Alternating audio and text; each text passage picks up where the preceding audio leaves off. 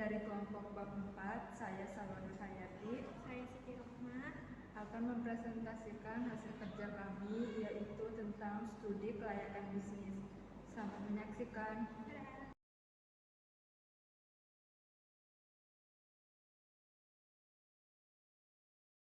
Yang pertama ada pengertian. Studi kelayakan bisnis merupakan suatu kegiatan mempelajari secara mendalam mengenai suatu bisnis yang akan dijalankan, dalam rangka menentukan layak atau tidak usaha tersebut dijalankan. Studi kelayakan bisnis adalah kegiatan untuk menilai sejauh mana manfaat yang dapat diperoleh dalam melaksanakan suatu kegiatan usaha atau proyek. Studi kelayakan bisnis dan keterkaitannya dengan technopreneurship.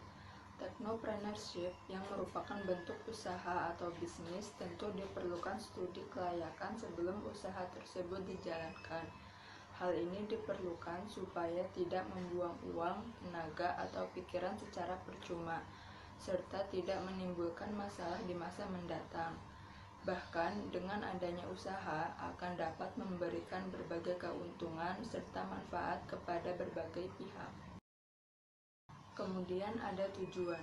Tujuan mengapa sebelum suatu usaha atau proyek dijalankan perlu dilakukan studi kelayakan, yaitu yang pertama untuk menghindari risiko kerugian, yang kedua untuk memudahkan perencanaan, yang ketiga untuk memudahkan pelaksanaan pekerjaan, yang keempat untuk memudahkan pengawasan, dan yang terakhir untuk memudahkan pengendalian.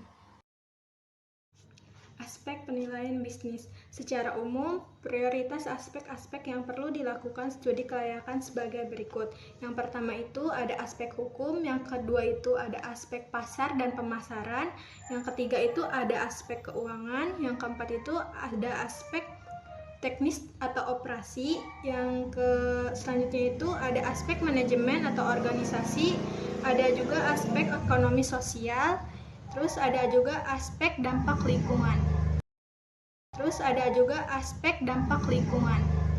Tahapan dalam studi kelayakan bisnis.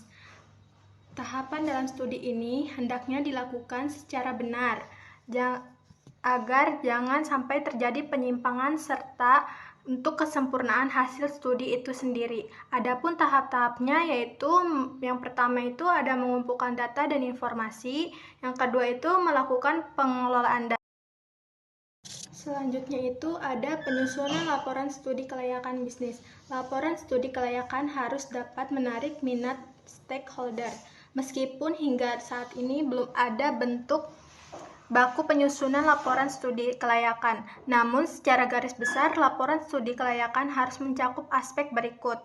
Yang pertama itu ada gambar singkat proyek, yang kedua sejak proyek dan sponsor, yang ketiga itu ada aspek pasar, yang keempat itu ada aspek teknis, yang kelima itu ada aspek keuangan, yang keenam itu ada aspek manajemen dan hukum, yang selanjutnya ada aspek sosial.